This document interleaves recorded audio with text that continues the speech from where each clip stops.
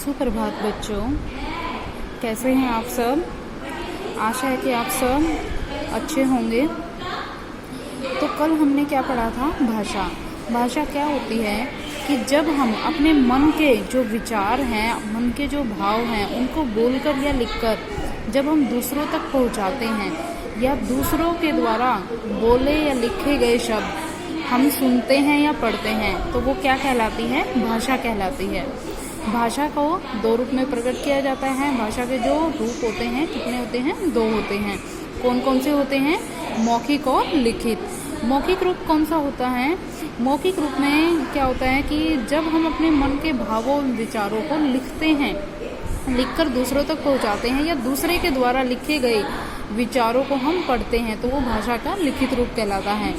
और जब मौखिक रूप कौन सा होता है, जब हम अपने विचारों को बोलकर दूसरों के सामने प्रकट करते हैं या दूसरों के द्वारा बोले गए विचारों को हम सुनते हैं, तो वो भाषा का मौखिक रूप कहलाता है। इसी तरह आज हम क्या पढ़ेंगे, आज हम पढ़ेंगे लिपि। लिपि क्या होती है, लिपि शब्द का अर्थ है लिखना, चित्रित करना अथवा लिखना। मीन्स जब हम अपने मन के विचारों को एवं भावों को लिखते हैं, तो लिखने के लिए ये तो है नहीं कि हम कुछ भी लिख देंगे या मतलब पेंसिल को घुमाएंगे या उल्टा सीधा कुछ भी लिख देंगे वो हो जाएगा। मतलब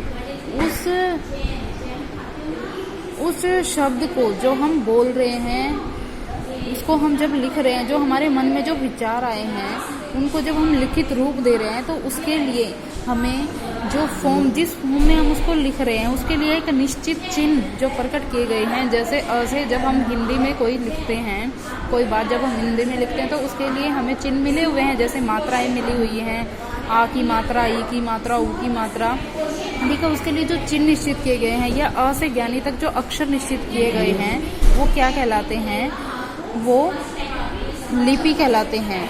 ठीक है। जो ये हमारे ये चिन्ह है, अ से ज्ञानी तक जो चिन्ह है, उन्हें हम क्या कहते हैं, वर्ण कहते हैं। वर्ण भी दो प्रकार के होते हैं, स्वर और व्यंजन। ओके।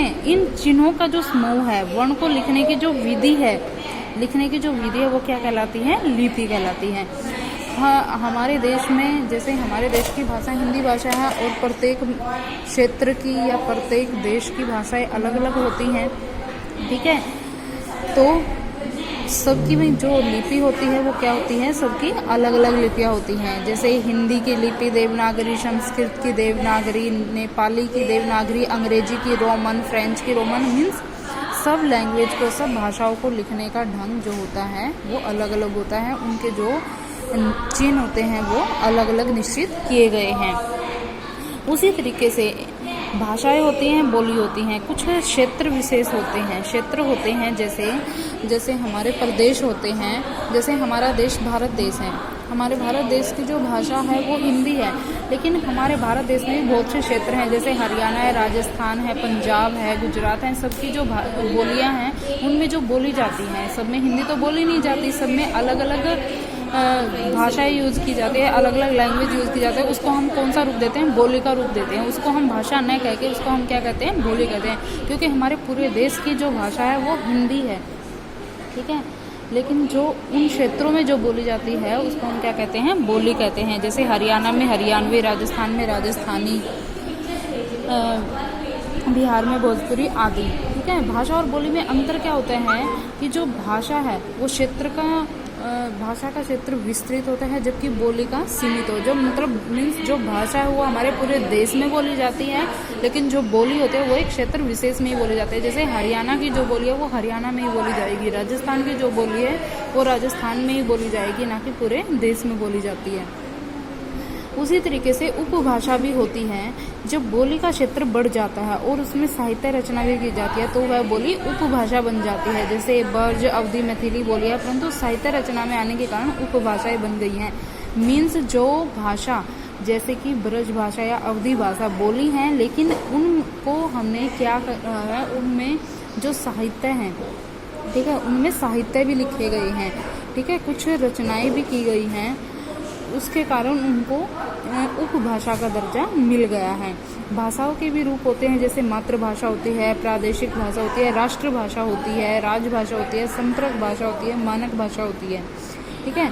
मातृभाषा कौन सी होती है? जो बच्चा अपने परिवार से सीखता है, ठीक है। जैसे हम अपने माता पिता से सीखते हैं या हम अपने परिवार से जो भाषा सीखते हैं, जैसे अगर हम जिस परिवार से रिलेटेड हैं, जैसे कोई बालक मतलब जो अपने घर से सीखता है, अपने परिवार से जो सीखता है, वो कौन सी भाषा कहलाती है? मातृभाषा कहलाती है। जैसे हमारी, वैसे तो हमारी जो हमारे देश की भाषा है वो हिंदी है, हमारी जो राष्ट्रभाषा है, लेकिन हम अपने परिवार से, कोई अपने परिवार से राजस्थानी सीखता है, हरियाणवी सीखता है, तो वो हमारी क्या कहलाती है? मातृभाषाएं कहलाती हैं।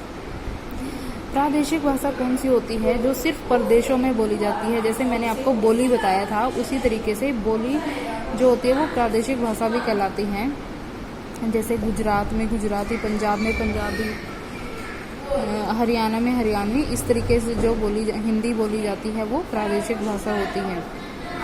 राष्ट्रभाषा, राष्ट्रभाषा कौन सी होती है? जब कोई भाषा किसी राष्ट्र के अधिकांश भूभाग पर बोली एवं समझी जाती है तो वह राष्ट्रभाषा बन जाती है। मतलब कि जैसे जो हमारी हिंदी भाषा है वो हमारे किसी मतलब एक क्षेत्र विशेष में न बोल के हम पूरे देश में वो लागू की गई है कि मतलब हरियाणा में ये नहीं है कि मतलब जो हरियाणवी है वो सिर्फ हम हरियाणा में बोलते हैं, लेकिन जो हिंदी है वो हम हरियाणा, उत्तर प्रदेश, गुजरात, पंजाब सब प्रदेशों में यूज़ की जाती है। राजभाषा का अर्थ है राजकाज की भाषा का, जिस भाषा को देश के कार्यालयों में कामकाज के लिए प्रयोग किया जाता है उसे राजभाषा कहते हैं, ठीक है। जो हमारी हिंदी भाषा है वो हमारी राजभाषा भी है, क्योंकि जो भी हमारे कार्य किए जाते हैं, जो हमारे मतलब बड़े बड़े जो हमारे मुख्य कार्यालय हैं उनमें जो कार्य किए जाते हैं वो किस भाषा में किए जाते हैं? वो हिंदी भाषा में किए जाते हैं। और संपर्क की भाषा कौन सी होती है? संपर्क भाषा अर्थात संपर्क की भाषा वह है जो भाषा जिसका प्रयोग देश के नागरिक आपस में संपर्क करने के लिए करते हैं, मतलब कि हमें एक दूसरे से बात करने के लिए करते हैं, ठीक है। मतलब जैसे हिंदी भाषा या इंग्लिश भाषा, इंटरनेशनल लैंग्वेज जो हमारी है उसका यूज हम किसी भी देश में कर सकते हैं, ठीक है। या जो हमारी हिंदी भाषा है हम अपने देश के किसी भी क्षेत्र में कर सकते हैं, तो वो कौन सी भाषा होगी? संपर्क भाषा होगी।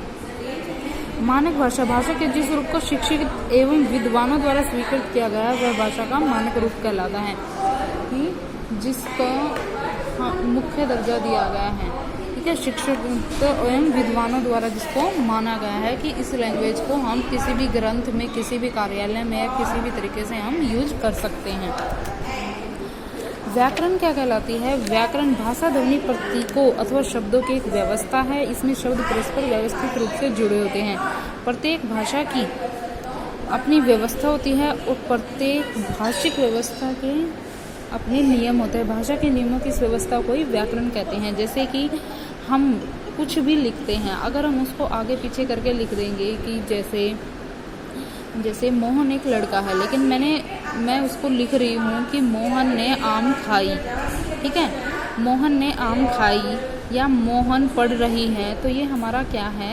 हमारा जो लिखने का ढंग है वो गलत है, अशुद्ध है। तो जब हम उसको शुद्ध रूप देते हैं कि मोहन ने खाना खाया, खाना पुल्लिंग में आता है और मोहन भी जो है पुल्लिंग है, मोहन ने खाना खाया, ठीक है। मोहन पढ़ रहा है, जब हम उसको पुल्लिंग है और उसको स्त्रीलिंग में लिख रहे हैं तो वो क्या है? हमारा अशुद्ध रूप हो जाता है। जब हम शब्दों को शुद्ध रूप देते हैं तो शुद्ध रूप हमें कहाँ से सीखने को मिलता है? व्याकरण से मिलता है। जो व्याकरण है वो हमें क्या सिखाता है कि शुद्ध और अशुद्ध क्या है, उसकी पहचान सिखाता है, ठीक है। व्याकरण वह शास्त्र है जिसकी सहायता से शुद्ध लिखना, पढ़ना तथा बोलना आ जाता है। व्याकरण के अंग कौन से होते हैं? वर्ण विचार, शब्द विचार, वाक्य विचार और वर्ण विचार। इसमें वर्णों, उनके आकार, लिखने की विधि, भेदों तथा उनके उच्चारण आदि पर विचार किया जाता है। वर्ण क्या होते हैं? मैंने आपको बताया था कि अ से ज्ञानी तक हमारे क्या है? वर्ण है, और ये दो प्रकार के होते हैं, स्वर और व्यंजन। शब्द विचार, इसमें शब्द, उनके भेदों, उनकी व्युत्पत्ति, मेल अर्थात रूपांतरण आदि पर विचार किया जाता है। वाक्य विचार, शब्द क्या होते हैं? वर्ड, कोई एक मतलब जब अक्षरों को मिलाकर हम एक अक्षरों को, अलग अलग अक्षरों को मिलाकर जब हम एक वर्ड बनाते हैं, शब्द बनाते हैं, वो शब्द विचार में आता है। जैसे कि कमल, क क्या है, एक वर्ण है, अक्षर है, लेकिन जब उसको हम जोड़ देते हैं, अलग अलग वर्णों को जब हम जोड़ देते हैं, कमल, कमल, तो वो हमारा क्या बन गया, एक शब्द बन गया। और जब शब्दों को मिलाकर एक सेंटेंस बनाया जाता है, वाक्य बनाया जाता है, वो क्या कहलाता है, वाक्य कहलाता है। जैसे जब शब्दों को जोड़ दिया जाता है तो उससे क्या बनता है, वाक्य बनता है। जैसे कमल ने खाना खाया, तो वो हमारा क्या बन गया, वाक्य। तो ये सब शुद्ध और अशुद्ध की जो पहचान करवाता है, कौन करवाता है, हमें व्याकरण करवाता है। इससे हमें अशुद्धियों का पता चलता है।